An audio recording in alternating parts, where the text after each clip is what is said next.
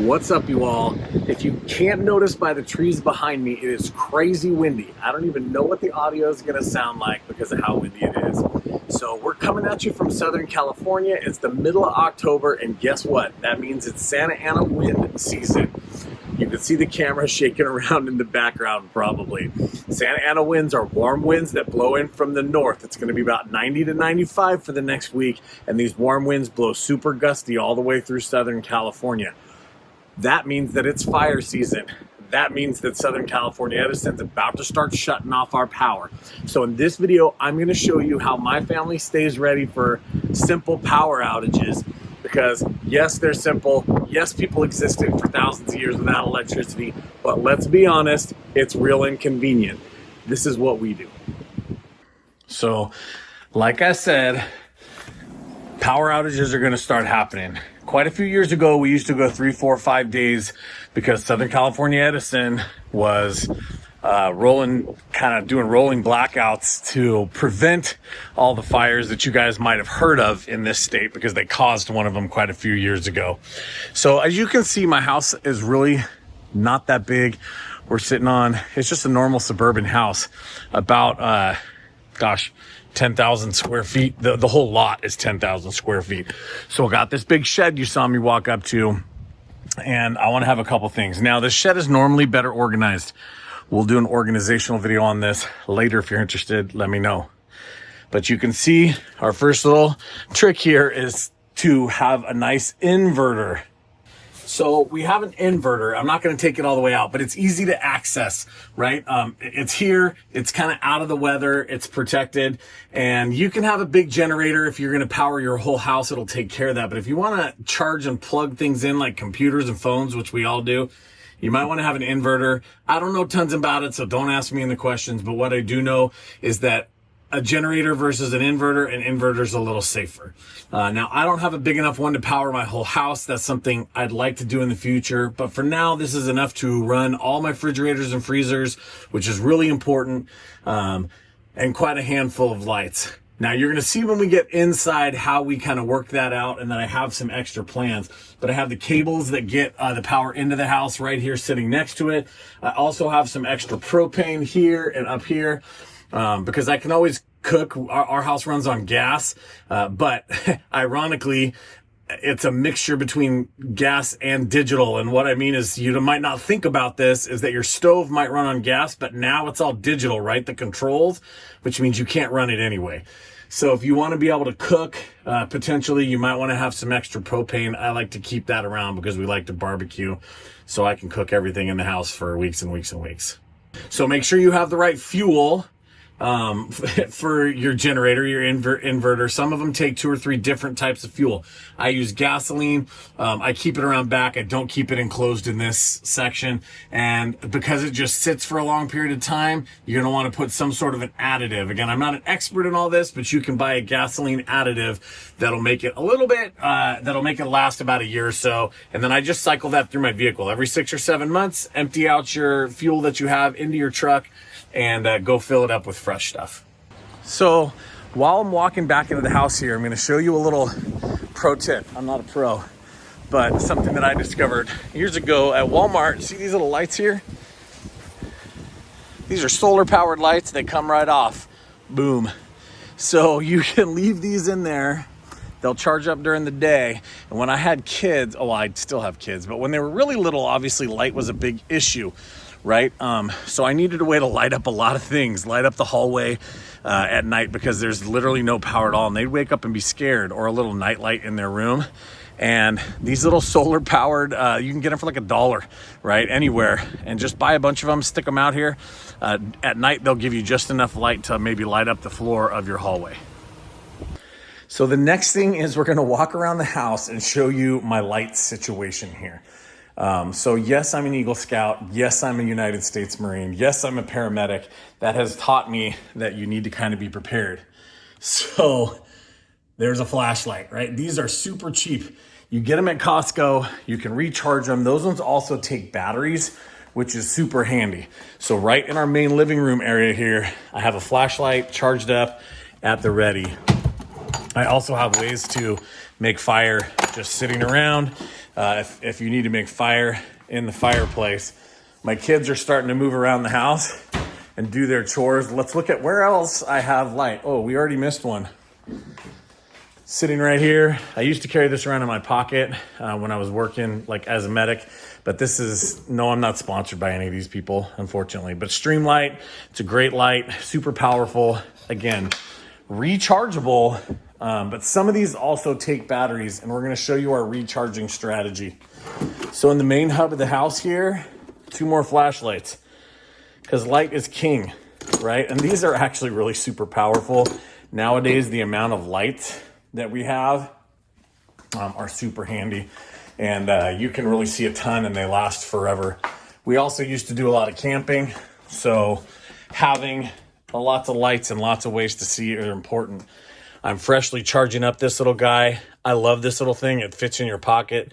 I can't close it down right now because it's charging, but we have lights there, right? My wife has a light, and everybody, all 3 of the children, we're not going to go into their rooms, have lights in their side table, which is really super important. It's right there.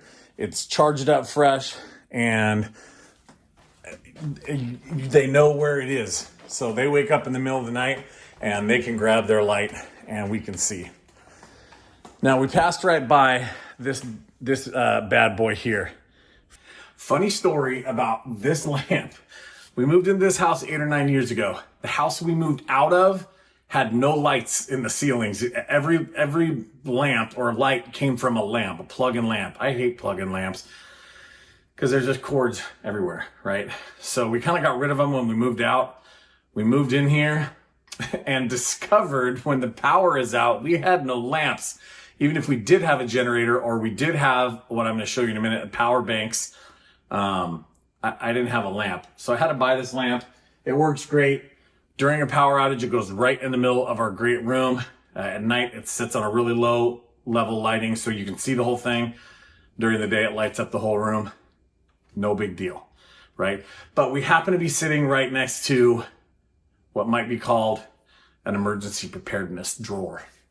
All right, so while this is a mess and I love to be organized, this is somewhat of an emergency preparedness drawer. Yes, sunblock in my house and in Southern California is an emergency because my tiny little Irish babies get sunburnt really super easy. So let's get all the sunblock out of the way because that gets used more than any of the rest of these things.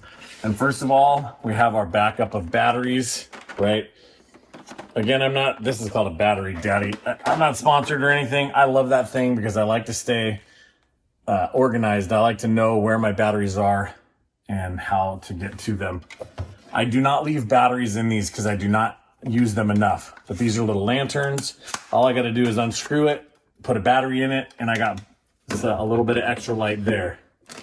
Believe it or not, these glow sticks can be magical because, again, you need to light up a bathroom at night.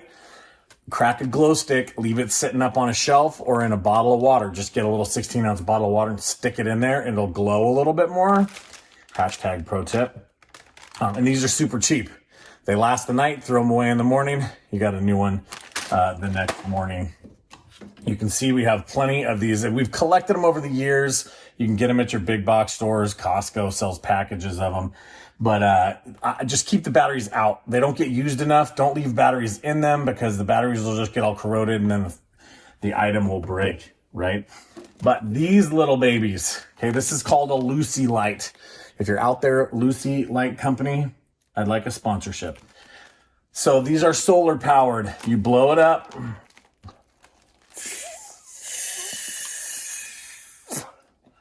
Okay, and during the day, you just leave it out somewhere in the sun. Hopefully you have sun where you're at, but leave it out in the sun. It'll absorb enough light. These things get really super bright. And I have, I think, 3 or 4 of them sitting in here. You use them at night, light up your entire house. During the day, when it's bright enough, you open up your windows and you just stick them out, on your planter, on your curb, hang them up, so they absorb sun. And when you're not using them, they shrink down. I love these things. Again, useful for camping, useful for emergency situations. We also have one cute little candle. One of my kids made this.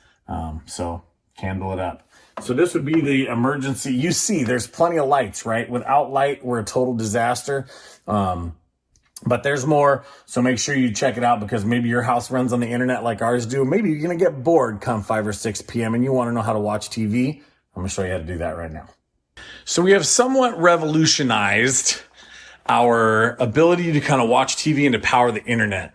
Now, that being said, when the whole community loses power, oftentimes Spectrum, sorry, you're horrible, also loses power. But we keep these jackeries because in California for a while, they were doing like rebates. So basically these were free. They gave us enough money that I keep a couple of these around. Again, I used to use them camping or just when I'm out. And these power quite a lot. What they can't power is a refrigerator. I don't have one big enough to power refrigerator. So Jackery, and again, I'm not sponsored. I like Jackery, Blue Eddy. These are all companies that make big giant power banks that can really power your whole house. I'd really be interested in get one of those, but they're quite expensive, so I can't. But you see, this is kind of the room. This is our office. And it's kind of the motherland here with all the kind of computers and powered equipment. These are all plugged into power strips. The reason that everything in my house is plugged into a power strip is because my house happens to not be grounded. It was built in the 1960s and it's too difficult to go back and ground everything. So let me show you what I do when we run out of power to run the TV and the internet. So although I don't have a dog anymore, I do have a dog door. And this is where the power comes in the house if I'm running the generator. If I'm running the generator, have a little dog door or something outside because I built a little thing to go around the enclosing to keep critters out. And weather, by the way, just put a little bit of tape around it, like gaffing tape, not duct tape, gaffing tape, because gaffing tape won't stick, or even blue tape. But the power would come in here and sit here to power the whole house. Now, we can use those jackeries because of our system, because TVs don't really take up all that much. So this is the way my house is set up. Most of the wires run into the wall, right? I did not do that. The people before me did that. But we have like the internet and everything involved with the TV sitting right here.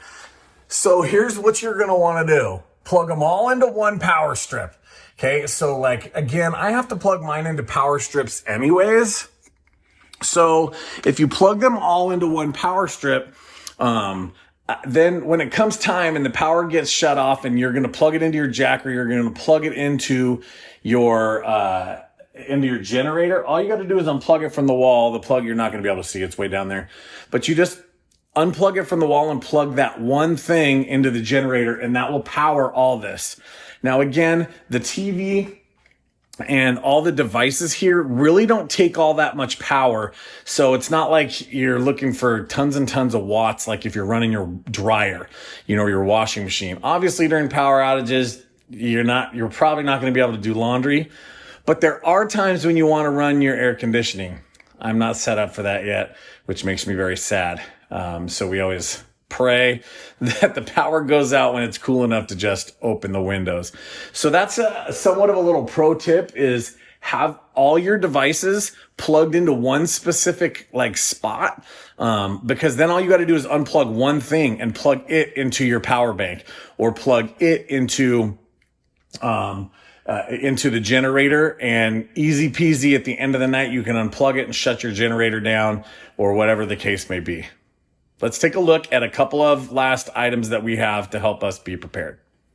So over the years, I have collected a few of these little power banks. You really can get them pretty cheap. These ones were given to us by my wife's work, and they work. They're not the smallest things. You might not want to be carrying them around a theme park all day, but these work really well, and they have the cables, any cable that you need built in. So make sure you have an area of cables to plug it in if you're used to just sitting it on the MagSafe charger or something. But I have a number of these that I've collected over the years, and they can power your average brand new iPhone 2 or 3 times. You can get 2 or 3 full charges. A big iPad you can get 1 full charge out of. And these are nice. You can use anywhere. Again, throw them in your purse when you're going on vacation, or your backpack. I say purse because I have a lot of women and they carry purses. I don't carry anything. But you can keep them in your car, you know, whatever the case may be is, but they're here and they're handy for when you do have a power outage. Now I have an entire like setup I mentioned, and this is again, pro tip, this little device here. I'll post a link, but let me open it up and show you what's inside. So this is just a little extra bonus tip here. Get yourself some sort of little case, especially if you have other members of your family, and keep all your cables and power cables in here. Because chances are, if you're like me, I have at least 5 phones, a couple of watches, iPads. I got everything that needs to be charged from time to time. So pick yourself up some extra chargers with both kinds, right? USB-C and Lightning, and even regular USB. I have them all in here, ready to go. Now, this is the pack I take on vacation with me. So we take a little Roku. We have all our cables. We have the ability to charge our watches, and all these all this cabling is right here. This one has a second side to it. And so I don't have to think. I just grab this and it's ready to go. Little adapters. These things are money. I will put links to all this stuff in the description, but you need to have these. It switches them from, I think, USB-C to USB-A. I don't know what all the USBs are, but you get the point. All your little adapters that you might need with the different styles, right? Things to just think ahead about. So while you're thinking about it right now, click that link down in the description. It helps me out. It helps you out. Buy a few of these things and get yourself set up for the next emergency or vacation, or just regular life. So just like in the house with the TV and the internet and everything, that's all plugged into one power strip. Now, don't overload your power strips. That's not the point. But all these things are drawing so little power that it's okay to have 3 or 4 things plugged into those power strips. The power strip has a breaker in it, which is a positive thing, just in case you overload or there's some sort of a power surge. But my refrigerators and my deep freezer, which you can't see, deep freezer will last about 3 days unplugged if it's fully cold and fully full. But I don't want to worry about that, and I want to be able to open my fridge and get a drink out of there without stressing out that all my food's going to go bad. So all my refrigerators outside in this garage are plugged into this one power strip. All I got to do is unplug the power strip, plug it into the generator. Bob's your uncle. I'm telling you, these are just little steps that maybe you could take, maybe you can add into your life to stay organized and to keep things easy. From this dad to you, it just makes life a little bit easier. And if your power goes out at 11 p.m., you don't want all your food to spoil. You don't want to be looking around for power cables and power cords and generators. You know, have 1 or 2 things set up, know where it is, boom, done. You can sit and watch your TV. Now, if you stayed this long, I'm going to give you a little pro tip for some entertainment, because nobody wants to sit around and stress out during your moment of need, right? Or during your power outages. So let me walk back into the office and give you a little pro tip as we close this video down on how to stay entertained, that you're going to be like, yeah, no kidding, dum-dum. But guess what? A lot of people don't think about this anymore. So here it is, folks. The magical DVD player. Remember those things, little discs you put into this little player and it plays a movie? Guess what they don't need to work? They don't need the internet, do they? Right? So like I said before, we do our best to power the internet, and a lot of times that works out for us. But when it doesn't, and it doesn't a decent amount of the time, you're still going to want to watch a movie or have a way to entertain yourself at the end of the day, especially when you want to get your mind off of everything else.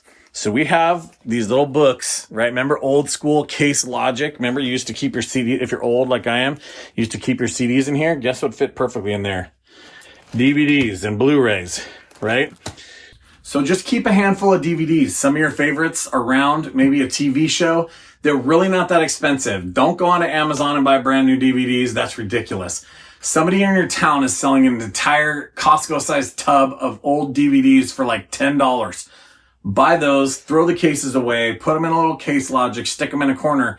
So when you have an emergency, make sure you have, or you're going to lose your power, whatever the case may be. As I know a lot of places in this country have what we don't have here in California is snow. You guys have crazy snowstorms and lose your power for weeks.